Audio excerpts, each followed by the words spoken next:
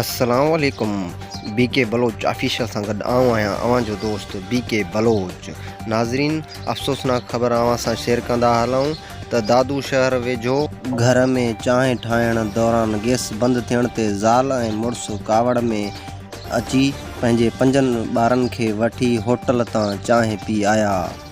नाज़रीन, होॾां वरी टंडोअलायार वेझो 22 सालनि जो नौजवान अब्दुल फोड़ाठ तड़ करण खां पोइ ॿिन्ही जंगनि खे चोरण खां लाचार थी पियो।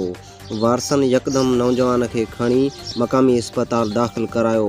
डॉक्टरनि चेकअप करण खां पोइ ॿुधायो त अव्हां खे घबराइण जी ज़रूरत नाहे, अव्हां जे छोरे निभागे ॿई पेर हिक ई पांचे में विधा आहिनि। नाज़रीन, वधीक मज़ाहिया ख़बरूं ऐं मज़ाहिया वीडियो ॾिसण जे लाइ असांजे YouTube channel B K Baloch official खे सब्सक्राइब कंदा ऐं घंटीअ जे बटण खे ज़रूरु दॿाईंदा त जीअं हर वीडियो अव्हां सॼणनि ताईं पहुची सघे। तेसीं ताईं पंहिंजे दोस्त बीके बलोच खे इजाज़त ॾींदा। अल्लाह निगहबान।